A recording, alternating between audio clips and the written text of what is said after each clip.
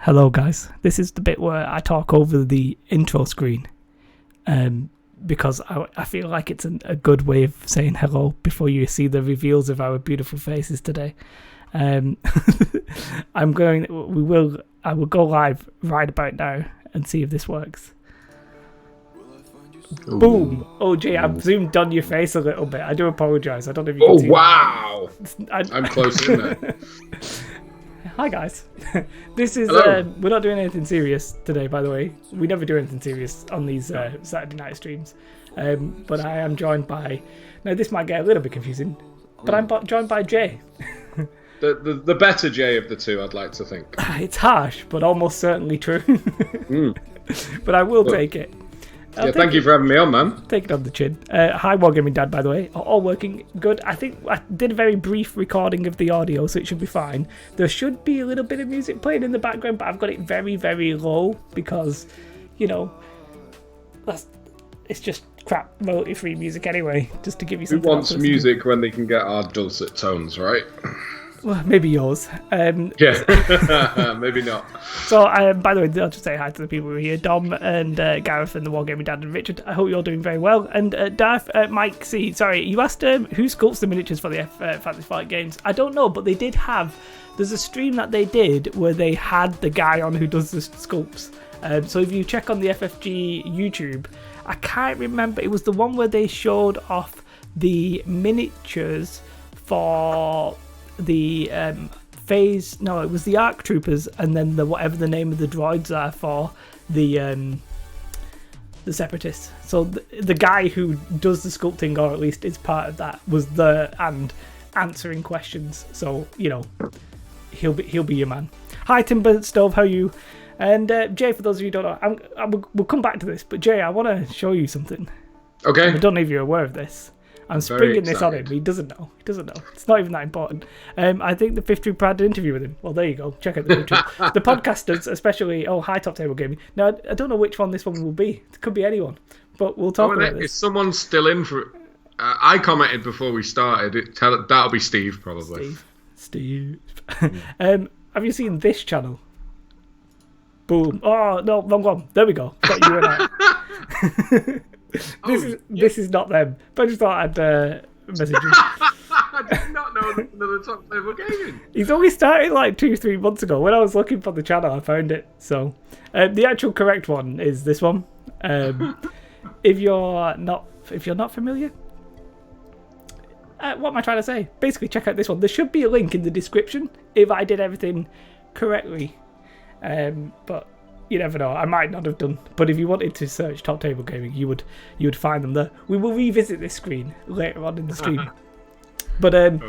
Yeah, I did. I found it. I was like, oh, that's interesting. It reminds me of there was a guy called. Have you heard of Morehammer? Yes, I've heard of Morehammer. Well, there's two Morehammers. There's the Twitter one that isn't Morehammer, and then there's the Morehammer YouTube channel, isn't there? Well, yeah, but the guy who did the Twitter used to do YouTube, I think, but he sort of like just fizzled out. And right. I can't just remember. I don't know him or anything like that. But I saw a very angsty tweet talking about like, I'm the original Morehammer, and I was like, oh. Well, it's quite interesting because I flagged it up because Liam from the YouTube channel Morehammer, he's one of our affiliates at Element Games, and obviously I saw some tweets from Morehammer that were very not representative of views we'd probably want, and obviously I flagged it, and so to learn they were two different people. But yeah, that caught me on the back foot as well. It's me, you plebs. Plebs is a word that I've not heard for quite some time. Steve is possibly the most Mancunian man alive, so you can expect lots of gems like that from him. There must be some really good ones that you've not heard for a while. All I can think of is Pillock, but I don't Pillock's a good one. So it is a classic one. Shall we talk about Star Wars Legion a little bit? Suppose we better, eh? Let's talk about Legion. Check out my eyebrows. Let me see if I can get back to the right thing. Boom. Oh, I don't know if the OBS doesn't have a thing where you can snap it to like halfway, or either it does and I'm stupid and I can't figure it out. But it very much might not be half and half. You might see more of one of the J's than the other, but it is what it is. Jay, you are collecting the Imperials, which is a great faction to pick.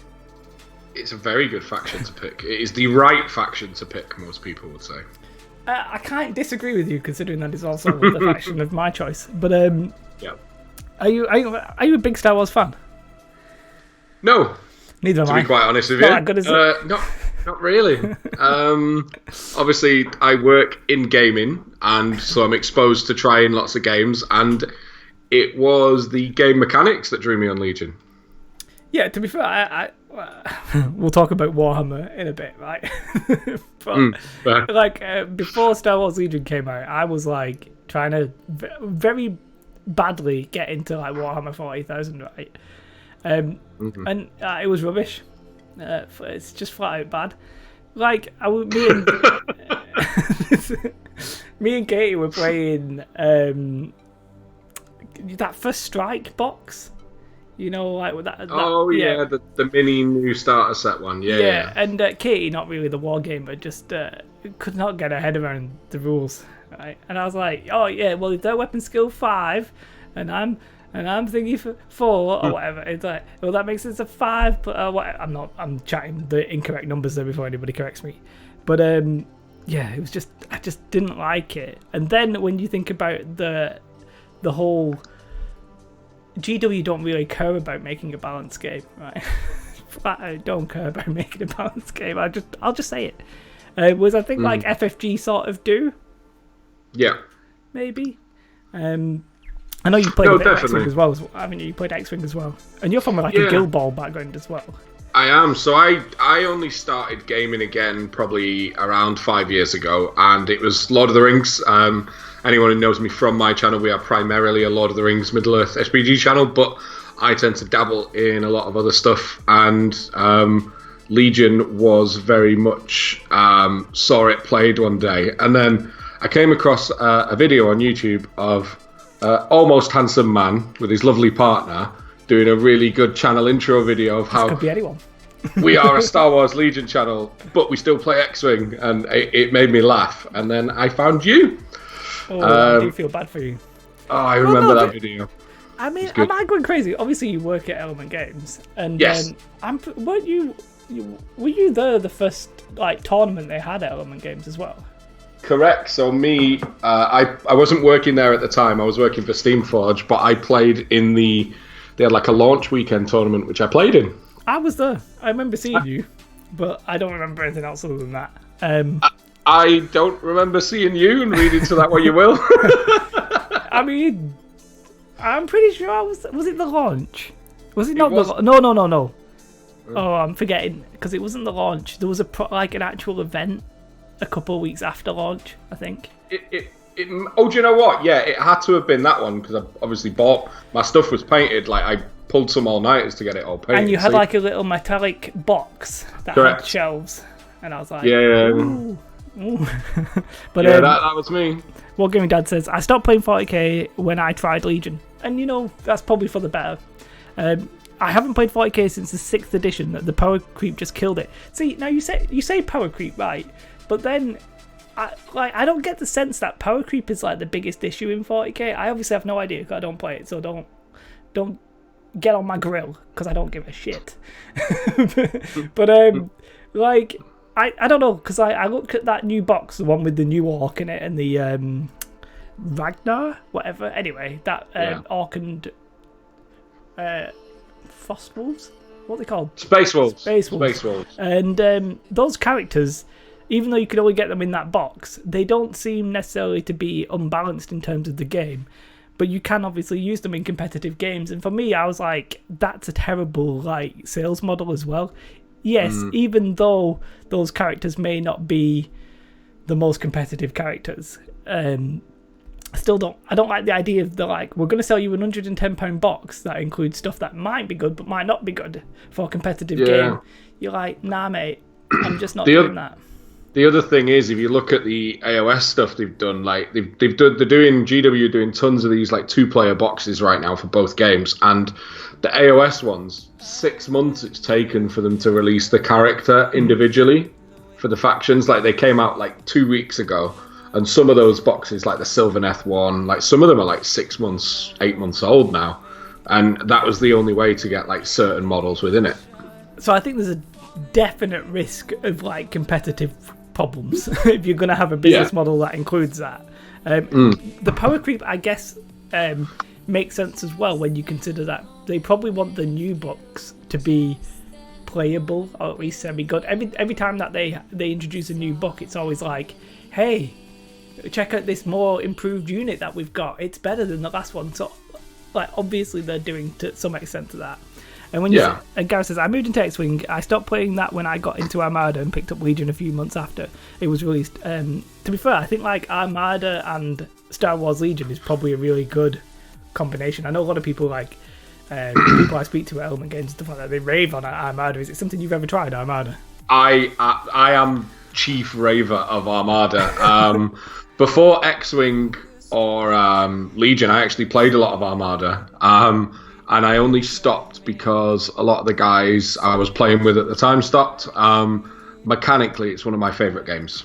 And again, I'm not much of a Star Wars fan, but like the mechanics and the way these games play are what drew me in massively, really. Yeah, I think when I first played, so I used to play Warhammer Fantasy, right, which was never balanced. I was playing bloody Dark Elves with 2 War Hydras or something stupid back in the day, in the day, because I didn't know what the hell I was doing, but I saw the internet said it was strong. And my friends had been like, we're actually really good at the game, and I was just starting, and I was like, just going to rock 2 War Hydras. So I was playing GW, and then like when we were coming back, obviously I said I was trying to get into 40k, but I found X-Wing to be like, X-Wing to me was my revelationary game. It was like, oh, actually, this is what games can be like. They can have cool mechanics, be not that super balanced. And to be fair, the sales model in X-Wing 1.0 was also pretty terrible. But I was just like, this opens my eyes to everything. And then, to be fair, I was looking into Guild Ball, which I think was sort of built with the competitive stuff in mind. And I think if if Legion wasn't around, I think Guild Ball probably would be my next choice, if that makes sense. I can't think of a better balanced tabletop war game with actual mages. No, I get it. It is very much 100% built with competitive play in mind. You play on a clock in all events. And I think it's a great game. Obviously, I played it and championed it for many years.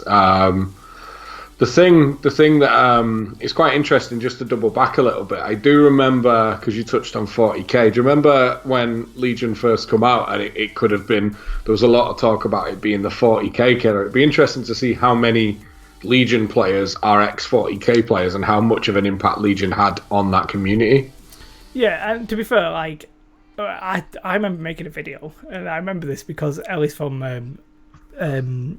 Legion Command, he came over to me when I went to Nationals, and he was like, "You making all your clickbait videos?" And I was just like, I don't care. That's what I'm going to do.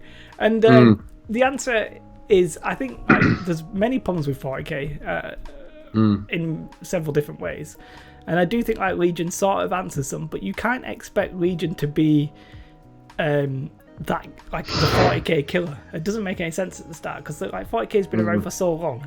People are so invested in the universe and the hobby and stuff like that. And I do think there'll be a lot of players who are just fed up with 40k, who now there's always like a fringe group of GW players who are like addicted to the new miniatures but don't really like the games. I think there's always a fringe group there, and they're always like, and then it's like, can I play this game enough to satisfy me if I change games? Because I think that's the real risk. Like, if certain games are only played in certain areas and you can't get a game, you're not going to jump in on it. I know you might not necessarily have that problem because you're running demo games and stuff like that, but like, for me, the popularity of a game is very important. And I think some games, I think, well, if they die within like 6 months, they're almost never coming back, because that sort of ideology that people have in their heads that the game is done it will self-fulfill its prophecy, if that makes sense. It will be like, oh well, it's not coming back. I think Room Wars is a great example of that. Room Wars was weird, wasn't it? Because it was like, I loved Room Wars. I really did. It was a very like, I don't know. It tried to look like it tried to take the lessons from X-Wing and put it into a tabletop game, but then didn't really like succeed. It did fall down in places. I think I think the main problem it had is 6 months in, the only release it had was the units from the core set as individual expansions. So people just got bored. Whoa, I'm getting bigger, and then moving. People just got bored of playing the same 3 units into the same 3 units. But yeah, Rune Wars was an interesting one. It's very difficult for a company, I think, to just compete with Games Workshop straight out of the gate. Even like FFG, who are probably bigger, probably the second biggest company now in terms of like popularity in the games. I know obviously you do have like Steamforge, Mantic, Privateer Press, but they're not necessarily hit the stride as much. And I sort of feel like there's no reason, if Games Workshop released any of the FFG games, people would be absolutely loving it. They'd be all over it. 100%. Wargaming Dad says that your local club, there's Legion is more popular than 40k. That's because you've got sensible people who actually know about wargaming. You think it doesn't suffer the balancing issues of 40k? That's true. I would say the balance in in Star Wars Legion has been pretty decent lately. However, I've got to say some of the new stuff they're releasing has me a little bit on edge in terms of power creep. But I think a little bit of that is that they possibly just wanted to find their footing. And let's see what I can show you. Do you follow Star Wars Legion news at all? Yes, 100%. On recent stuff worrying you, did you see Iden versus Gunn? Because that scares the bejesus out of me.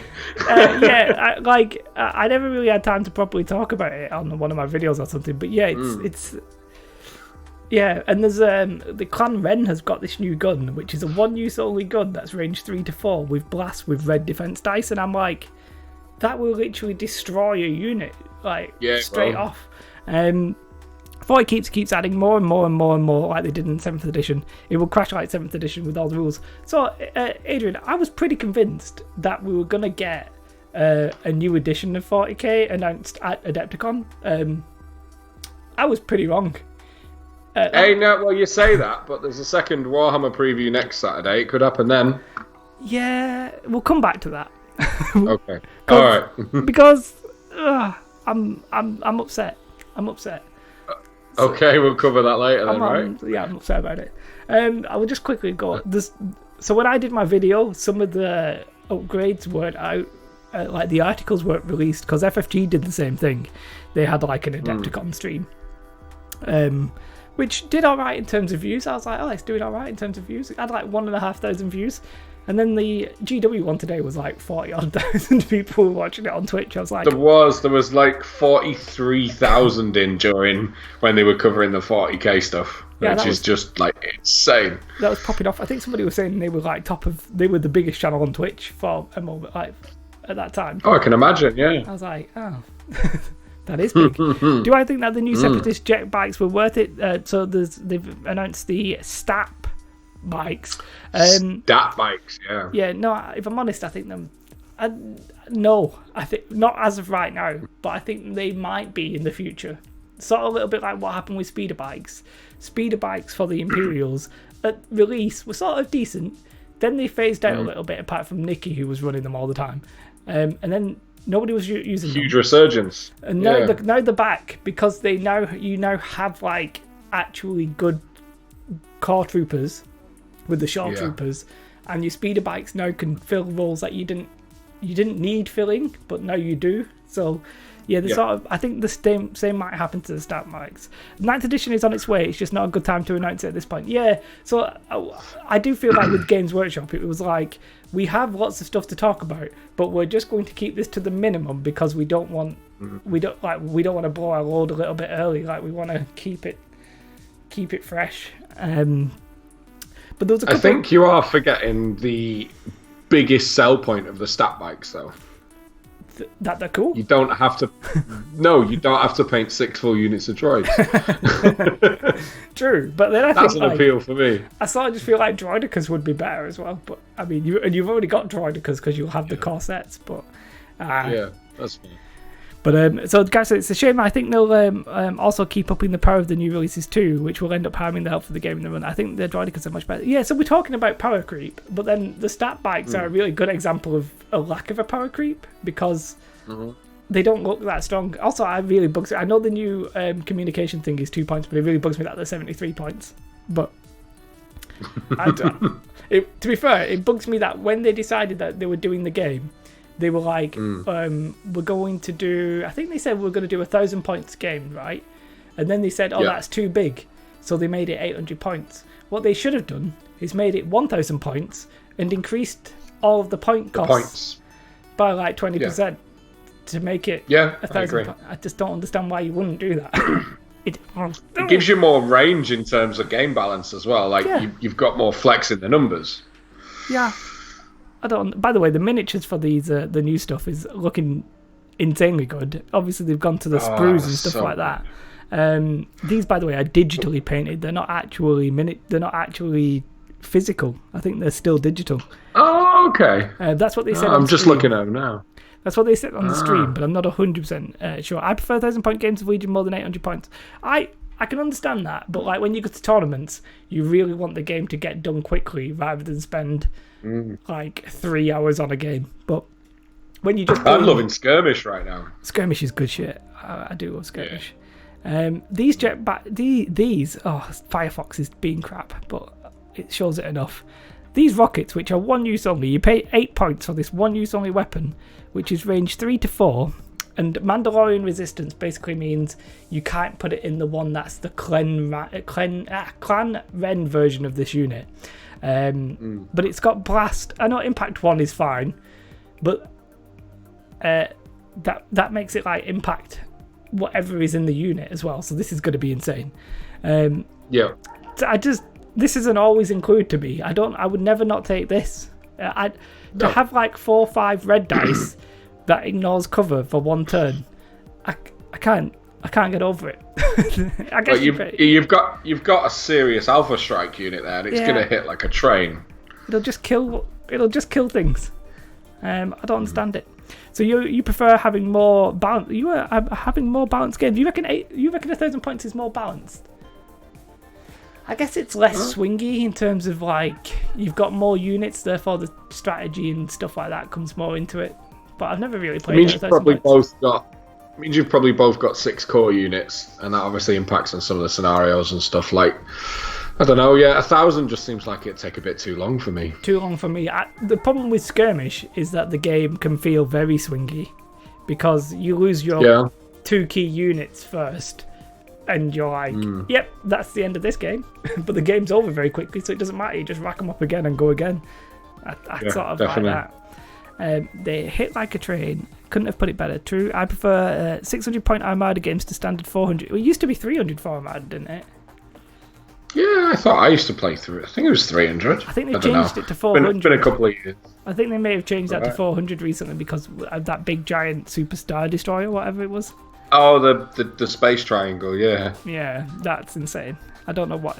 Talking about games, it's like £100. I don't know why. I think it's about 100. I think it's like 170 quid. But I watch people at Element play, and you literally have to deploy it in one corner, pointing at the other corner, and it just flies diagonally across the board in a straight line. But anything that lines up with the sides of it just gets absolutely obliterated. It's insane. That kind of simplicity is the kind of thing I enjoy, though. when you've not got a good brain, that's good. Do you feel that commanders are too OP in the skirmish style game as they're designed for 800 points? No, because I think the objectives and the missions mean that you run the risk of not getting as much use out of them as you should. Like, for example, if you take Luke, you're paying 200 points for him, and you only get 5 turns. So he's only really going to be doing 40% of your army. And he's only really going to do stuff at maximum for 4 turns, because turn 1 he isn't doing anything apart from moving. Correct. So you've got to. I think the value becomes more important of those characters that are more expensive. Whereas if you just took like 6 units of droids, which you very easily can in skirmish because it's ridiculous. Yeah. The value of them are a lot less important, so it doesn't matter so much. So I don't really know. The upgrade that you can take on the Imperial Special Forces, which I've got to say is a stupid name, but I can understand why they've done it. So the Inferno Squad, they can be taken in 2 different styles of setups. It's the same as the Clan Ren. You can take the generic ones, or you can take the Inferno Squad with the named characters and stuff. But the generic ones, apparently in the games, are called Imperial Special Forces. The problem with that is the faction is called Imperials, and Special Forces is a slot. So technically these are the Imperial Special Forces, which I don't like. I don't know. They should have just... Could just be the Imperial Special Forces squared. That's fine. To the power of 2. It'll Two, get to some degree, there's a lot less firepower on the board to manage them. Yeah, that's the thing. Like, if you do take Luke, you're very likely to get to the other side because nothing's really going to be able to take him out before he gets there. But it is. Here's the way I look at it, right? When I build lists and stuff, I look at kind of economy and like I want everything to earn its points back. Can Luke do that in 5 turns, not 6? Against a good player who'll hide half his army from him? Probably not.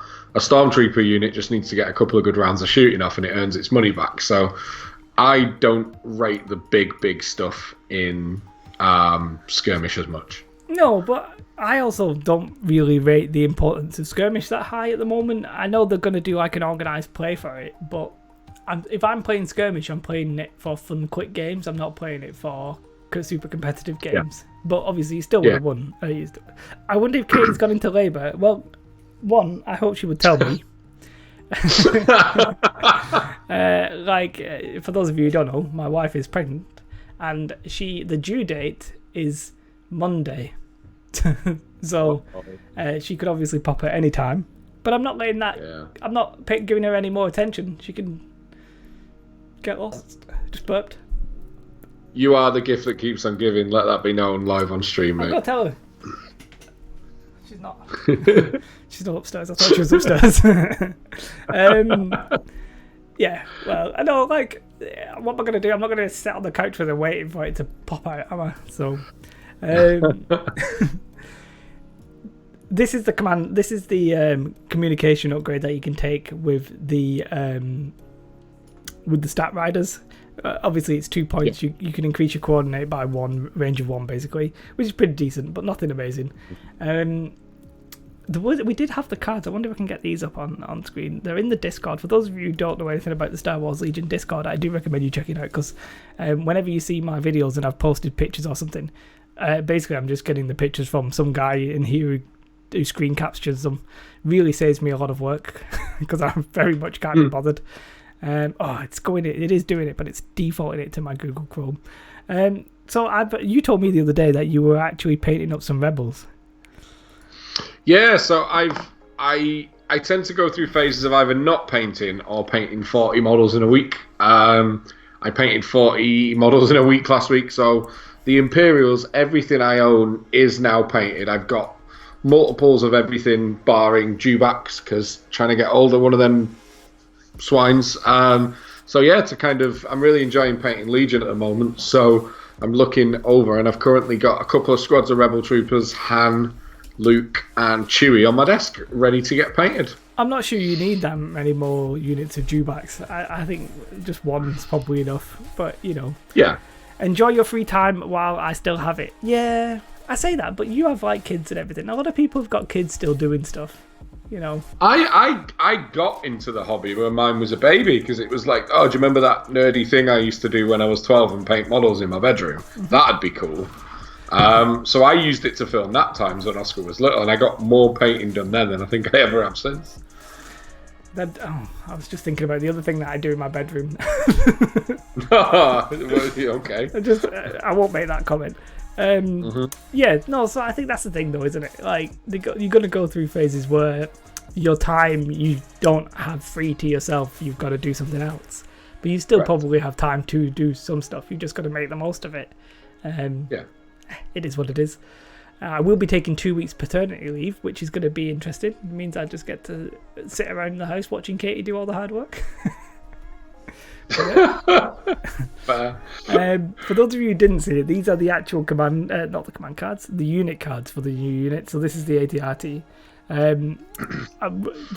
Seeing this ATRT made me think, it made me really hope that I've not glued on my riders from my current ATRTs, so that I could just paint one and maybe magnetize the rider. because I cannot be asked painting multiples. But it does look, I mean, the actual rider looks fine. Apparently this one you can pose in multiple different ways, where the core ones and the original ones you can't, because they've moved to this new plastic and everything doing sprues. So this is sort of what, we're talking about power creep. This ATRT is pretty much probably what the first ATRT should have been. It's like a little bit better gun, a little bit more expensive, I think. I think it's 10 points. Surges on the defense. I think at release they were perhaps a little bit worried about vehicles being a little bit too strong, and then they kept trying to buff vehicles, and they just never came into the meta. Like, they just never happened. So I think now they can be a little bit more lax with it. And then the actual STAP riders, the white defense dice with no defensive surge. That is a very awkward thing to have. The 1 in 6 save, and you've only got 6 wounds. You're gonna die. Yeah, it is gonna die. I think the droids though, aren't they? I think they're meant to. Yeah, they do have cover 1, so they'll get rid of 1, but yeah, they're not gonna last very long. But they are very movable, so we'll have to wait and see. I do think if you would have told me that they were 60 points, I would have been like, yep, that's fine. But who knows? What are the points? I obviously can't see it. For this one, they're 73. These guys are 73, and I think I think the Imperial speeder bikes now are 85 or 75. 75, is that what they've been corrected to? I think they went down from 90 to 75. That makes more sense. Better than 5 points. 5 points would be negligible, I think. But yeah, so 75. Yeah, I'd still rather take the speeder bikes rather than the stat riders. But then I guess you've got to factor in the fact that you can have core. They're rolling what? A unit of them's rolling what? 6 black instead of 2 white, 2 red, 2 black. Yeah. Yeah. The 2 red sort of make up for the 2 white. The critical one's probably a better keyword, to be fair though. But yeah, that's the stuff that came out from Adepticon. Let's talk about. This is weird. Let's talk about Games Workshop. Before we do that, have you seen the size of the Separatist tank? Yes, massive, isn't it? It's ridiculous. Someone put a picture in the Facebook group yesterday, and I nearly fell off my chair. It's obscene. Yeah, it's massive. They've made a new base for it as well. Oh, really? Yeah. So the problem I have with that is they made a new base, but they did like the premium bases. Dude, be careful. Your search history's on screen. No. This is fine. I only use... Jay, I've got a plan. I'm a professional. Number 1. Okay. I use Google Chrome for anything dodgy. Number 2. I use incognito mode for anything dodgy. Number 3. I only use Firefox when I'm streaming. So I'm very much prepared. And the first all bases covered. First time when I streamed, I actually used incognito mode in Firefox, but I was like, I'm never going to use Firefox for anything else. So I can confidently, hit anything.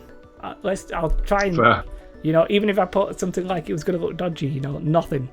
So I've planned ahead. Okay, good stuff. But yeah, Games Workshop. Yeah. Yes, I was just saying, on the they made premium bases, which were sort of like special bases. The interior. Yeah. Pattern, But then they've made a new base that now they don't have a premium base for. Because so if you want your tank, now why would you have the tank in a spaceship? I understand. But if your rest of your army's like that, you'd be like, why? Maybe they're banking on the fact that the thing's that big you won't see the base. You've just got to try and dock the movement tool underneath it. But you'll probably find they'll release one further down the line, right? Or you'd imagine so. Yeah, I'd just be a little bit salty about it if I was building them. I'd be like, I sort of want my bases to all be the same. No, I get really kind of obsessed with stuff like that. It drives me crazy. You can really see the base. You can't really see the base. Okay, well the tank is so big. It is mental how big it is. So it's weird because sometimes you can't properly deploy it. I think. Wait, have they changed the rules so that you can deploy as long as you're touching the back edge? Did they? I think they might have done. Anyway, let's talk about Games Workshop. Okay, I think they might have done. So I was saying to Jay before we started streaming today, that I started watching Games Workshop Adepticon thing. And the one thing I would say about the FFG one, even though it wasn't that great in terms of how much they announced, it at least kept me awake. I was watching the Games Workshop one and I legitimately fell asleep. Because I was so bored. It didn't help that they were having like 15-minute gaps, but like they were having like 5-minute gaps between announcements. I think that was like, I understand why they did it because they needed to like make sure everything was working. But damn! So the first thing they announced is this. I don't know what is this, the TV show or something they're doing. Yeah, so it's from Warhammer Storyforge, from what I understand, and I don't know much about this. I live streamed about this, and it lasted a whole 45 seconds. It's like a new arm of the business where they're making animated TV series of their IP. And the thing they announced is Death Hand, which is like the first in a trilogy, and it's Space Dudes versus Chaos, and you can see like Imperial Assassin there, and it's very like cyberpunk and stuff. And that's about all I know. My 40k knowledge is awful. I know a lot about a lot of games, but when it comes to 40k, it's next to none. I felt like this was the weakest way you could open up a stream. I was just like, I don't care about this. Yeah, it was pretty. And then we sat listening to the dude for 10 minutes afterwards. It's like cool story, bro. It felt like you were watching a 2-hour E3 series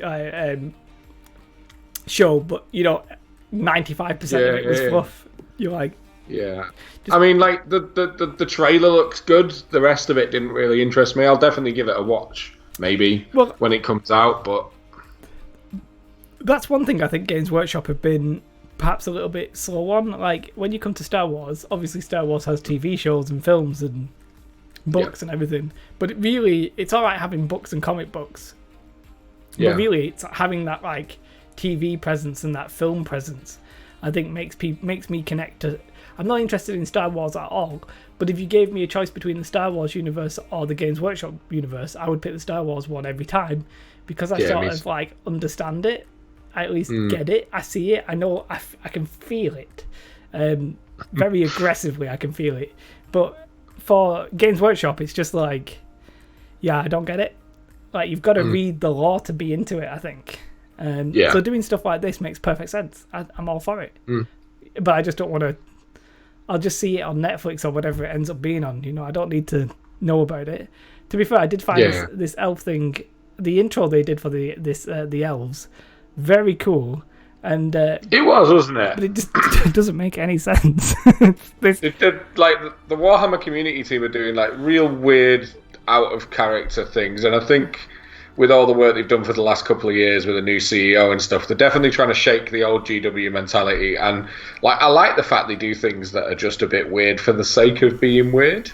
So for those, I'm kind of down with that. This is quite literally an avatar of a mountain.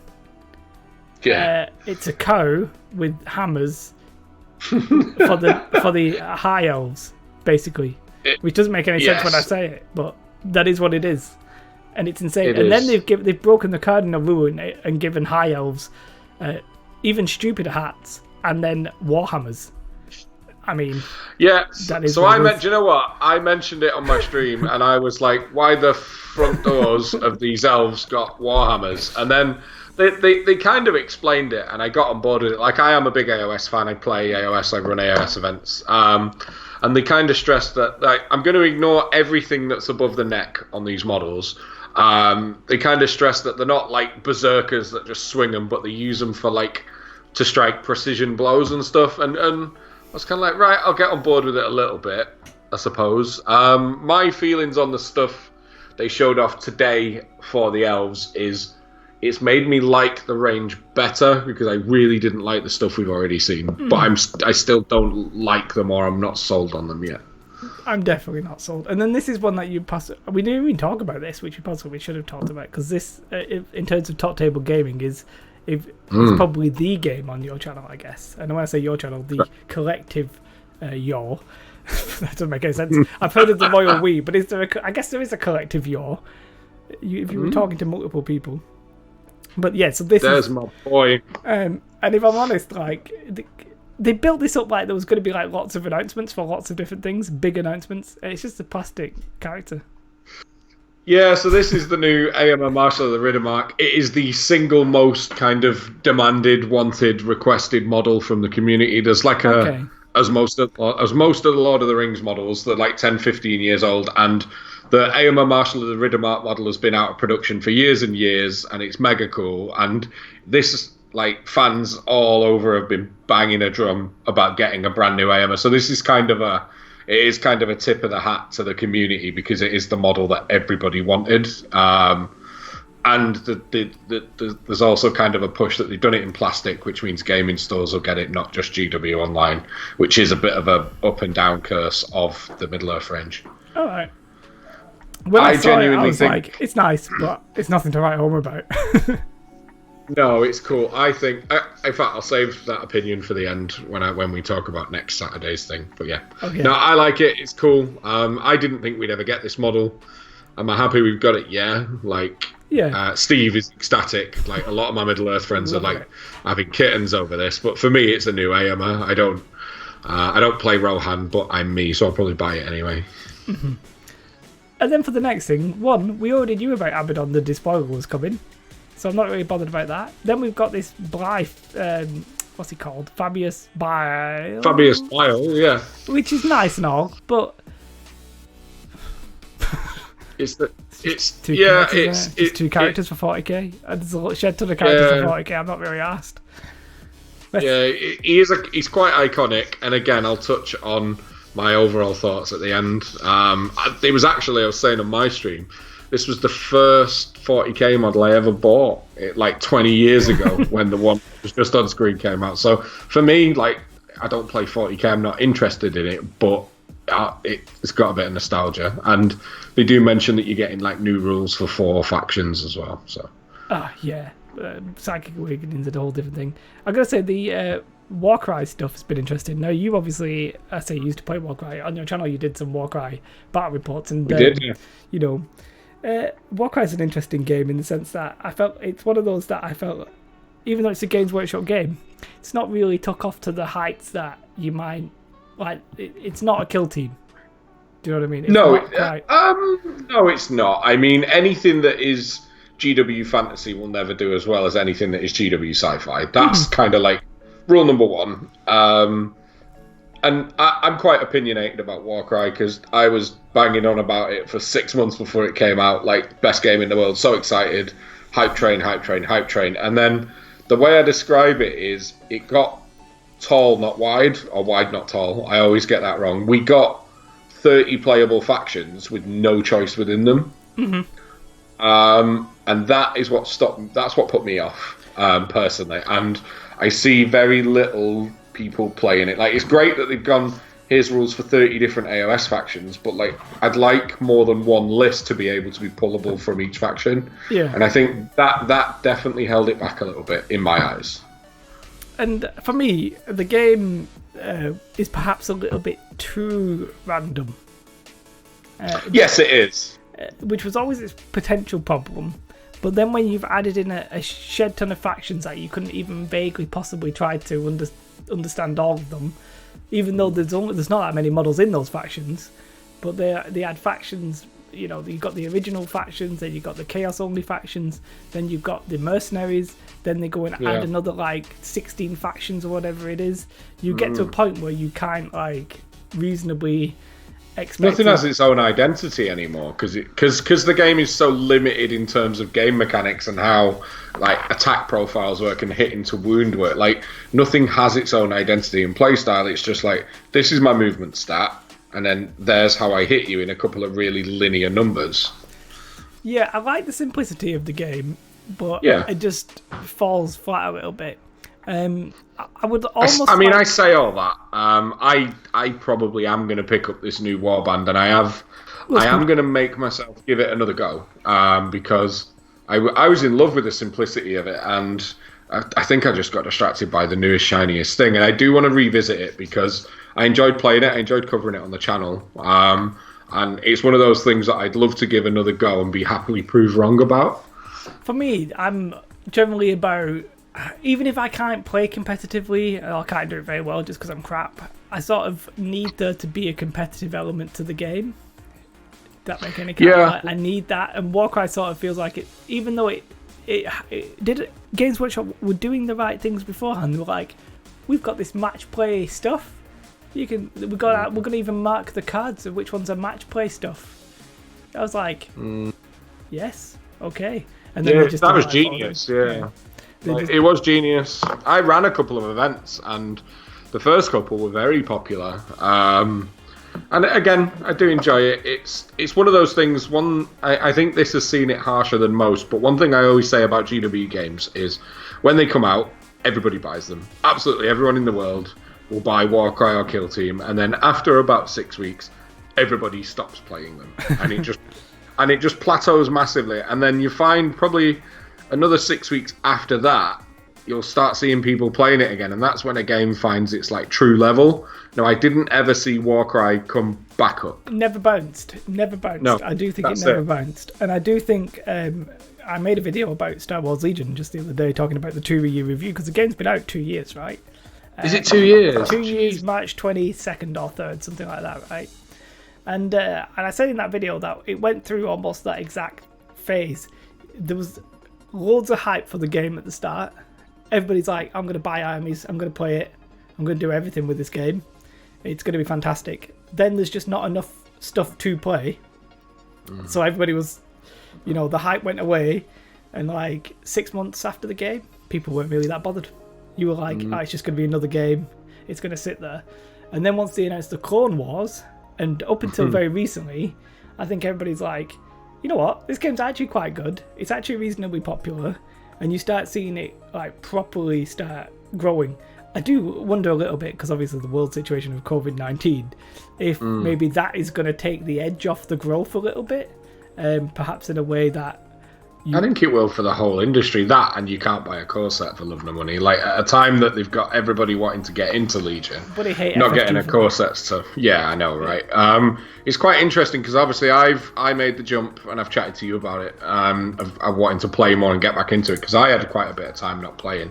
Dug out all my stuff, and loads of my mates who I'm like, come on, I'm playing Legion. You got to play again, because it's my job to make people play games, so I bully them into it. Correct choice. They were all, like, every single time, every one of them was like, oh, let me go and have a look at, and they were like, oh my god, you can get this now, and I didn't realise there was so much stuff, and I didn't realise there was so much variety. And yeah, the game has definitely, as it's expanded, like, it's really excelled. And I think people who got out of the loop from after, like, getting in on the core set and then stopping, like, it's properly blowing their minds now, the amount of variety that we've got, which is great. And 4 factions is a thing as well, rather than 2. Then, yeah, well, now you've got 2 factions that have variety, which is nice. Whereas you've now got 2 factions which don't. So they're sort of like where the initial release was. And you can sort of see that it makes a massive difference in terms of like options and stuff like that. And yeah, I think people, it's like, well, if you want an army full of Wookiees and Chewie, and you want to run Chewie and Leia, it's like, yeah, crack on. You want to run Bosk, Boba, and Krennic. It's like, it'd be alright, it'd be fine. Whereas you never it's not really just Vader and Veers anymore, is it? Yeah. Do you know what I mean? Like, we've got what we want, which is great. And the 2 new factions are obviously just going to increase that kind of thing. So I do think, I think Legion's in that phase where Warcry never is. I don't think Warcry is going to bounce and do that phase where everybody's happy with it. They're not expanding so I always said and hoped, like, the thing that I think would cement the game for a long time and definitely make me play is if the 6 Warcry factions got a second box, and like in it the Iron Golems had some shooty dudes and a couple more very different archetypes of unit than the ones in. For me was what I always hoped, but I doubt we'll see. I mean, you never know, because we've now got all of with the one we saw today, that's all of the factions out of the book. So anything now is unknown. Yeah, for sure. And then we'll see what they do. They might stop. I think that's a possibility. Yeah. Well, they confirmed that there's more coming today, and they've said that they've got 2 years of releases for it. But a lot of that could just be recycling AOS models, because GW are the masters of recycling old products into new boxes. For sure. Cassie and Iden will shake up at Star Wars Legion as well. Yeah, I think for me as an Imperial player, I do like Iden. She's looking I didn't mean it like that, but she's... No, I know. I'm thinking about the rules. Like, yeah, insane. she fits like a really good section that the Imperials were struggling with. They either had really expensive like combat units, like, well, just Vader. I mean, Palp was sort of more of a support combat unit, if you want, and then, or you had like what people were calling like, you know, middle management kind of characters like Veers and Krennic, who are sort of like support characters in a sense. They didn't really have someone who's a bit more like, I'm going to come and punch you in your face, kind of, I'm going to be in a combat unit. So I do think Iden, specifically for the Imperials, will shake things up. Cassian sort of feels to me like a better Jin, but I mean, I could be completely wrong about that. But yeah, just anything. The thing is, I always felt like they should release more commanders for Star Wars Legion quicker, because the commanders changed the game at the cost of one model. Like, it just makes sense to do that. But for Warcry, I always thought that what they might have done, and what they perhaps should have done looking back at it, is to just not have the AOS factions in it and just keep them as box releases. I think in that sense, I'd have loved that. I think in that sense you keep the game. I'm waiting for a Games Workshop game where they do something like that, where they keep the sales model to new stuff, a little bit like Warhammer Underworlds, exactly like Warhammer Underworlds, but not on a hex-based grid. Yeah. That's what I want to see. Yeah, exactly. They do that. That's what I wanted Warcry to be, yeah. If they do that, I think they'll have a chance. You see Cassian as a Leia with a big gun. Yeah, I can get behind that. Leia's one of those characters that when the game first came out, you just couldn't get hold of her after she'd sold out the first wave. You couldn't get hold of her. FFG, sort your shit out and release stuff in the right quantities. Because it pisses me off. Like, you should be able to... Yeah. If somebody wants to buy your stuff and they can't buy the stuff... Kills your game. This is a problem. I don't understand, obviously, you've got to, like, forecast properly and stuff like that, but just sell your shit properly. Well, I'm not even asked about the Horus Heresy Lion guy. Don't give a shit. And there's always a lieutenant. There's always a bloody Primaris lieutenant. I also don't give a shit. Fair. Like, every single time. They all look the same. Like, yeah. It's the same guy. It's slightly different pose. I'm sure I don't bother with the lieutenants. Just get up the 3D modelling software and rearrange him, I swear. Correct. To be fair, the Warcry stuff was good. Overall, and I think the important thing that we were going to talk about is they are doing a second part of this. They are. And bidding me wonders, there's two things that I wonder. One, if they put all the shit stuff in the first one simply to test the waters and see how it would go down in terms of the stream, which, by the way, they would have killed it if they would have done something big, because they, as I said, they had like 40,000 viewers on Twitch. And it worked very reasonably smoothly. Yes, the people they were talking to may have been slightly out of sync or what have you, but most of the time it was legit fine. So a bit of me thinks maybe they were testing the waters, but if they were testing the waters, I think they've done goofed, because I'm not sure as many people will tune into the second one. I'm not sure I can be asked. See, I look at it from the can't be arsed thing is fine. I don't think they care about Twitch views, because when they put the stuff on Warhammer Community, it probably gets more views than that in a minute. But I think, so if you look, they've gone 40k AOS, 30k Middle Earth. They've hit the big games now. One thing that they said all over the marketing about this before it happened is every game is getting covered. It's going to be the biggest ever. I actually had a ticket to it in Chicago. Obviously, we should be at Adepticon right now. And it was a 2-hour presentation without any of them shit breaks that they had. But, like, so if you look at the next one, all they've got left is the bit parts from Specialist Game. It's Necromunda, it's Blood Bowl, it's Epic, or whatever that's called now, like the spaceshipy one. That's not enough. And there's going to be a big bang at the end. Like, I'm going to call it right now. They're going to end on a huge thing, because they wouldn't have dropped all their biggest games and all their biggest systems into the first one and let the second one die. It's not how GW do things. So I think I'm not sure it's going to be the new 40k. Is it more? I think there's going to be. Oh man, I would lose my bejesus. The thing is, I don't think they'll release more time while Warcry exists, because they operate in the same space. But I genuinely think the second one's going to go down swinging, and there'll be a huge thing at the end, like on the scale of new 40k. But I'm not sure it's that. My problem with that is, and I sort of understand what you're saying, is I think you need to lead with something good and end with something good. That's what I expect when I watch a conference or something. I expect you to start with something good and end with something good.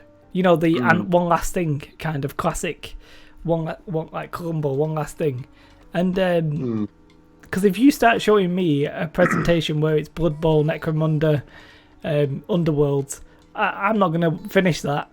I'm not going to make it to the end.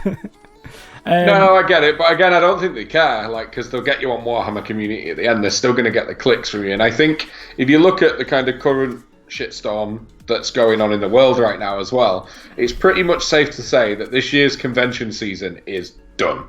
Right? Let's be honest. I don't like Gen Con might squeeze in at the end of August. Yeah. But no, there's going to be no Origins. Like, that's all done. No Salute. No Expo. Don't know. Up in the air. I think it's already moved once. Moved to August, and GW are the GW are the masters of marketing, and their marketing schedule is always like clockwork. Once they talk about something, it's out within 2 to 3 months. Yeah. Now, they might have had something pending for June that they'd announce in June to come out in September, because GW always do huge summer releases.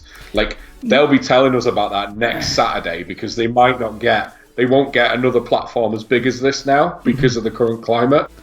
Does that make sense? No, I agree. I think end of July is typically where they've released. Well, they released 40k and they released Kill Team, and I think they released Warcry. End of July. So that's generally like the window. So they'd start talking about that in like end of March, April. Which is now. But they could easily postpone it as well, because if you can't buy the stuff when they give you a release date. But what I would do if I was them is I'd just announce it and give a tentative release date, and then maybe change the release date if you had to. You know, like, I would do that. Yeah, I'll never know this because I don't have inside information at GW. They operate a very close-knit thing, but the rumour mill tells you that GW sit on stuff for a year before release. They are a year ahead. If that's even 50% true and they're 6 months ahead, the summer release is probably already sat in Nottingham in its thousands. Yeah, but then they gotta, like, you guys, I don't know what Element Games are doing, but the wargaming stores and stuff like that, not gonna necessarily be able to have the people in and give demo games and all that kind of stuff. So I think maybe even if they physically could ship it themselves, they might still hold off and not do it. They might just wait, and then as soon as they think we can make our money now, we'll sell this to you, then they'll just pop it out. Yeah, I think you're right, but I do think we're going to get a couple of huge reveals next Saturday just because they've lost every other opportunity to do it. Yeah, no, I think they should reveal it. My God, they should. Whatever they're doing this summer needs to get revealed at that show. Correct. But I'm not sure. I'm not 100% convinced if they'll give a release date. They might just do the classic summer 2020. Oh no, they'll never give a release date. That would be a waste of marketing. Like, we'll just get a coming soon, more information at warhammercommunity.com. But yeah, we'll definitely, I think you're going to see your brand new faction for 40k that happens once a millennia. Like your new edition of, it won't be AOS I don't think, but maybe 40k, or your newest specialist game. Now the interesting thing is that I've got I think about this way too much. So that was my money. Like, it could be a new specialist game, but if you look at the specialist game, if you look at what they've brought back, there's only two big holes, right? And it is Mordheim and Battlefleet Gothic. But one of them's an Aeronautica Imperialis, and as you said, Warcry. Yeah, I mean, Aeronautica is like on a grid. It's like a board game shaped by a stack, to be fair. But yeah, I don't think Mordheim will come because Warcry. And then they confirmed, I was at the New Year's Open Day seminar, and they confirmed that if they ever redid Gothic, they'd want 18 months to develop it and make the rules more modern and stuff like that. And they also confirmed they've not started it yet. So I can't see them announcing Gothic, because unless they were lying to us in January, it's not out for a year. Which then sort of, to me, implies 40k. Yeah. it's the only thing that fits. All signs point to it. 40k. It's been 3 years this summer, I think, which for them is sort of like getting more towards the standard of new editions kind of thing. They're onto the second editions of the box, of the army box and stuff like that. Yeah, you're right. Do you think they'll modernise? Do you think they'll eventually go to like alternative actions, like the Blessed Star Wars Legion or any good game? Well put. No, I certainly think they should. I think I've seen a lot of like people homebrew it, and I think what game is it that does it? I was demoing it to someone the other day. Crap. God Tier. The way God Tier does it is there's 2 phases in the game. One of them is basically your movement phase, and the other one is mainly the combat phase. But you can do bits of both in both. And in the movement phase, I do all of my stuff, you do all of your stuff. But then in the combat phase, we alternate. This is very interesting because that's quite cool. That is basically Kill Team as well. Oh, is Kill Team like that? Kill Team are exactly the same. In Kill Team, you do your movement, I do my movement. Then we alternate shooting. Then we alternate combat. Well, the interesting thing is GW are famous for using smaller games to test bigger games. Like they made War of the Ring, which was the mass battle version of Lord of the Rings, and you bought movement trays and put your round bases in them. Which is how I think they're going to do Fantasy Battle, by the way. For sure. There's no way they're going to make the world rebase their armies again. They'll be burning them in the garden again. I'm not sure the AOS ones will be compatible, but we'll see. Yeah, but they used like War of the Ring to test rules for the new edition of Fantasy Battle at the time. So it could be one of those things. But yeah, all signs are pointing at 40k. Or I don't think they're going to do another like big paint thing like Contrast, because like that's only happened like 3 times ever. Yeah. And there's no way they're going to release another 30 new game-changing whatevers hobby-wise. So yeah, all signs do point to 40k. Yep, I can't disagree with you. I do wonder if they'll adopt the Kill Team stuff. I think if they're going to do it, now would be the time to do it. Like, right now, you'd be like, we'll just do what Kill Team does, and we'll do that God Tier method of do the movement and then do the alternating.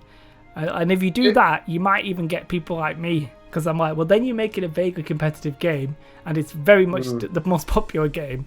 I might actually revisit it or something. But I'd certainly look at it with one eye open. I mean, it's quite interesting. Like I'm all about play a game for your reasons, and if you and your mate are having a laugh and rolling a load of dice, like crack on, do it. Look, enjoy I'm not it, about awesome. fun. I'm not about fun.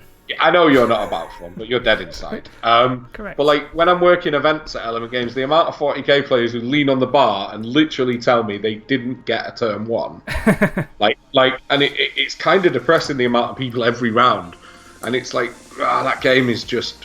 The problem is though, like it's got over what? It's probably got 500 different SKUs, probably more if you include Forge World. It's going to be hard to balance, but yeah, I'd certainly consider looking at it if they put some alternate activations or give you a way of dealing with whatever monstrosity your opponents put on the other end of the table before it takes you off. Yeah.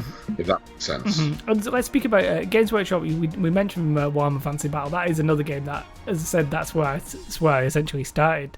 I do wonder how much of a reaction to other companies that Games Workshop will do, because for me, the Warhammer Fantasy Battle coming back feels like a really strong reaction to A Song of Ice and Fire.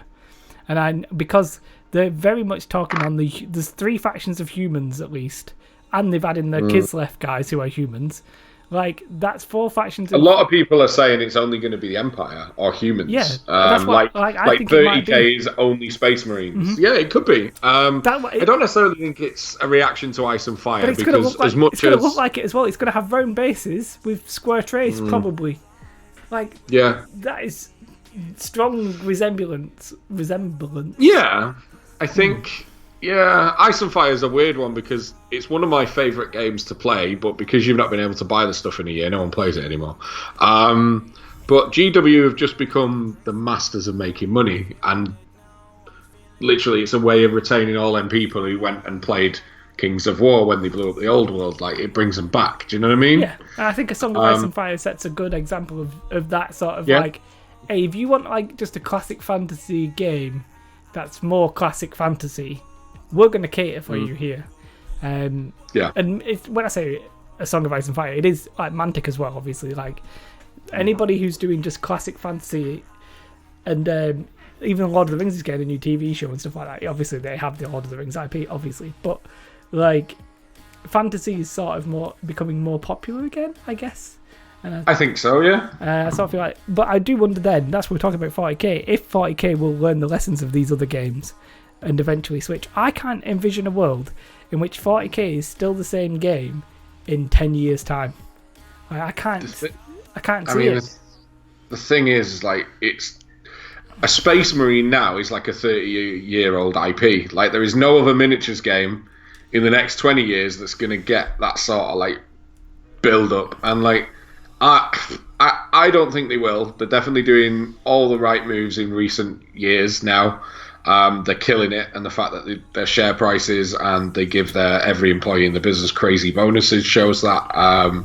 But I think they will learn the lessons and adjust. But even if they didn't, I don't think it'd ever stop them just completely owning that. And every time they release a Space Marine for new shoulder pad, it'd still sell by the bucket load. Look at that lieutenant. Millions of people are ordering this bloody lieutenant. Yeah. It looks the exact same. It's insane, isn't it? It's the last 25 special lieutenants that you could only get for one day of the year or whatever it is. Yeah. It does the same stuff. Me and you will have to get in an actual game of Legion. Obviously, we were talking about it, and we were planning on playing Star Wars Legion, but something big in the world has gone down. I can't remember exactly what it is, but we'll have to wait and see. It's you having a baby, isn't it? That's what it is. Yeah, but my wife's getting induced, right? And I can't go to the induction, and she can't have anybody at the induction. So oh shit! But I can go when she's actually giving birth. So I'm allowed to go as of right now, but obviously things might change, so you never know. So and then we're gonna have to stay in, and then it's like, are the grandparents allowed to see the child? Oh, technically not. Do you know what I mean? So it's all kinds of stupid stuff like that. But I'm not stressing about it. It's not really worth stressing about. But obviously our playing Star Wars Legion will be last of the very not important in comparison. We might try and play a bit of on Tabletop Simulator. Yeah, I think I messaged you earlier this week asking you to teach me the ropes on there, and it's definitely a band-aid until we can get together and throw some dice properly. Yeah, we'll get on that, and we will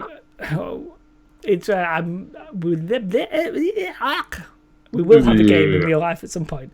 We might do one. Yes. I don't know if it's something you want to do for your channel or something, but obviously I'll do one definitely in my classic boring style where I just hold the camera like a lunatic. But you've got a fancy setup with like a billion different cameras and stuff like that.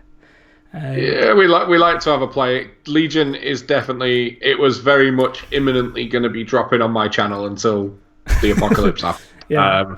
Like as soon as we get back to normality, we'll definitely be filming it and putting some content up for sure. I have warned Katie that if the baby's ever asleep for like 3 hours, she might be playing me at Star Wars Legion a skirmish or something, just to get something done. But I've not really painted my rebels, so that's don't watch the channel, Jay. I know you don't like unpainted models. You never let them on your channel, but I'm less strict about that. I have been doing a little bit more painting, but not like Shenton. I've been painting on the stream as well, which has actually been reasonably interesting. I saw you did your speeder bikes last week, right? Yeah. But I was doing them. I think I did them for like 3 weeks. It took me quite a while. Dude, how are they not done? Like I only paint on stream, and I can't paint on the stream either because I gotta hold it in a stupid way so the camera can see it. So I'm painting really badly, and I only do it on the stream, and I don't even stream for that long. So that's that. It's what am I trying to do? I'm trying to click this. It's not this channel. We're not that one. It's not the Top Table Gaming who's doing. What is he doing? He's actually doing Yu-Gi-Oh! Is it? Is this Yu-Gi-Oh? I don't know. I'm going to check him out after this stream. I can't actually work out what it is. I think it's Yu-Gi-Oh! It's some card game. I mean, my only problem with this, right, and I don't mean to slag him off, but if you'd search for your name first, wouldn't you? Wouldn't you? You would. I did. Probably. Like, all my channels, I search for the name. Like... Well, all 47 of them. All the 1,300. Like, I did... it is, by the way, it's this one is the one you're actually supposed to go and click on. As I said, there should be a link in the description. But, yeah, like, there is a couple of people, like, Rage Crit. Because I was like... that, in theory, is a common... I thought might have been a common phrase. Now, there were some channels called it, if I can find it. But they weren't very big, so I was like, that's fine. But if I was like that guy, and then you had your channel, which is nearly 6,000 subscribers, I'd be like, you know what? I'll come up with a different name. That's what. Yeah, you probably would, like you say, especially if it's an established channel. What can you do? No, I'm not. He probably doesn't even realise it exists. But it's just. How dare he not know I exist? Outrage! I just find it funny that he didn't search it.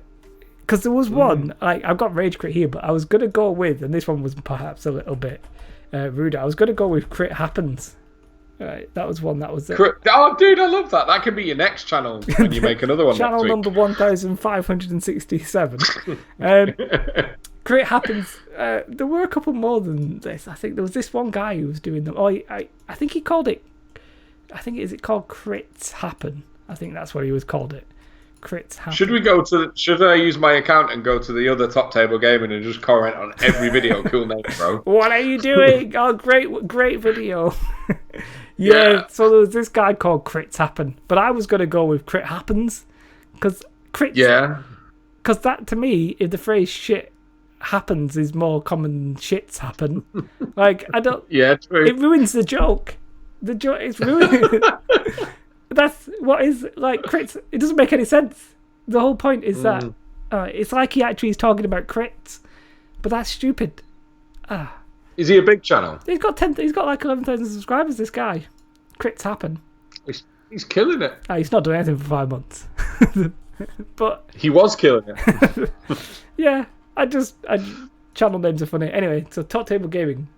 Now, you mainly do a variety of different games. Like, you were doing Warcry. I presume we're not going to see much more Warcry, unless you said you were getting back into it, but you might do. Yeah, unless it kind of reignites the fire for Warcry. Probably not. We are primarily Middle-earth. Obviously, there's Steve and Ben as well, and that's pretty much the only game they play. But we live stream every other Wednesday.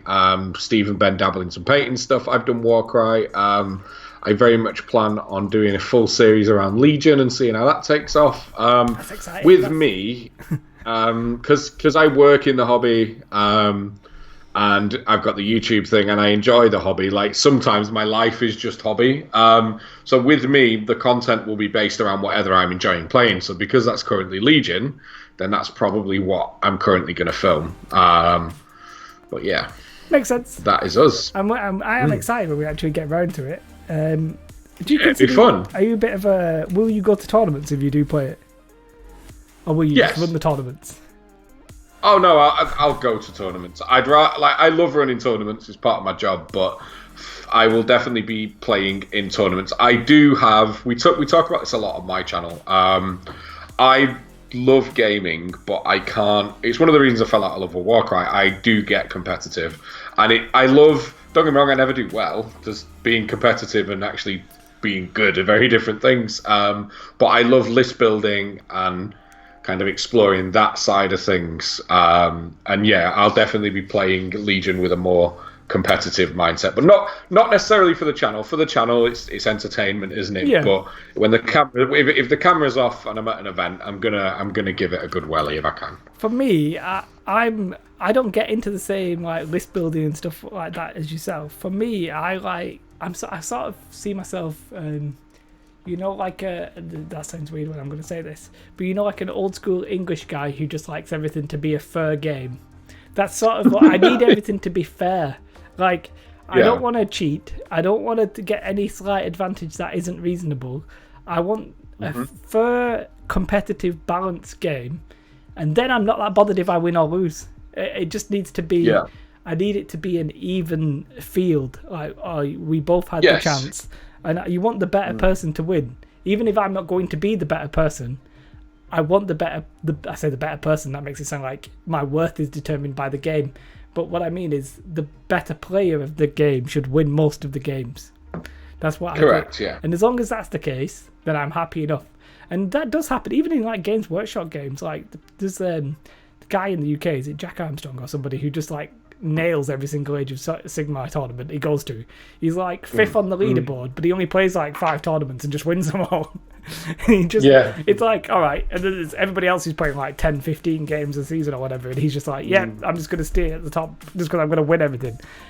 So even in games like that, we talked about the swinginess of 40k, but the game has to be more balanced in the long, like, the best player needs to win more games, I think, than what you would get in like a Games Workshop game. It shouldn't be like that the best player wins 6 out of 10. It should be like the best player wins like 8 or 9 games out of 10. Do you know what I mean? Yeah, like 8 or 9, because dice are dice. There's a variable in everything we do as gamers. But yeah, I agree massively. And yeah, there's no, some of the best games I've ever had I've lost, but it's because it's been like an absolute slogfest back and forth from start to end, and we've both been playing for it. I quite enjoy losing as long as I ever learn something from it, or like you say, like it was a fair, even playing field, and one of us did better than the other, and that's ultimately the way you hope every game would run, right? Yeah, that's the ideal, isn't it? And I do think though sometimes that like there's that skew of how much it happens. Like in chess, generally the best player is almost always winning, except apart from the variance between white and the black player. But generally, that in that kind of game, it's the better player kind of thing. But I think like games like 40k, it's perhaps a little bit too much like, there's too much variance in who gets the first turn and stuff like that. Gareth said that's how I like to It's literally like, it's like, did I win? Did I get first turn? And then, no, I didn't. Can I roll a 6 on one dice to get first turn? No, I didn't. Like, and that, I know I'm uneducated compared to some, but from my experience, that's what I've observed, and that's not a game for me. But if you just enjoy rolling dice with your mates or you love painting the models, then crack on. But from what I like to get out of gaming, that's not for me. And I do agree with that. Like, the closer the game, essentially, the more enjoyable it is. I think if you stomp a player, it's not fun for either side, really. Like, it's not a game. It might be nice when you first roll those, like, crits or whatever, those 6s, and you're like, oh, yes, you're going to die. But if you just roll that all the time and they're just falling over and they don't have anything left by the end of turn 1, you're like, yeah, I do apologize. There's games where I've played against players and apologise for dice because you're just like, it's like, oh, well, this is unfair. But it's all about, I think if they try and make a balanced game, then I'm happy. And FFG, they literally show signs of trying to balance their games. They've errated the cards to try and balance the game. They'll change the points to try and balance the game. Games Workshop, on the other hand, will sell you a book to try and balance the game. And that pisses me off too.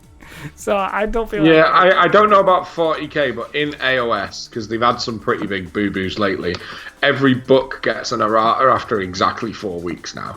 Like within 4 weeks, every single book is promised an errata. Now I don't know if that's the case for 40k, but it is for AOS. Yeah, so they have like their schedules, don't they? And then they say we're going to do 2 proper big FAQs every 6 months or what have you. And I don't want to.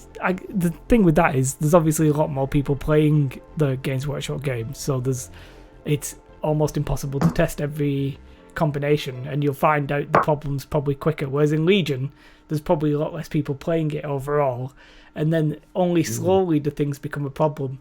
Like, Luke was always good at the start, but then he became a little bit too good, and Vader was a bit crap, and we all knew it at the start, but very slowly that sort of like difference between the two just became worse and worse kind of thing. And it happens with like Shore Troopers and the Tauntauns. They are like super popular, but it wasn't like they came out and everybody knew they were super popular. You sort of needed to see the proof kind of thing. Within Games Workshop, sometimes you're like, there'll be some of the players will just be like, yeah, that's broken, I'm going to take 10 of them or what have you. Do you know what I mean? But we'll see. We'll get our games going. Pop over to Top Table Gaming, and we'll probably start wrapping things up. Yeah, if you're happy. Yeah, it's been quite stream today. It's very weird. I feel like the stream has sort of taken a bit of a hit since the coronavirus, which is weird. And I think that's because everybody else is finding ways to enjoy themselves other than listening to me, which is very upsetting for me. I'm not going to lie, and it's hurting my soul. But I can understand it.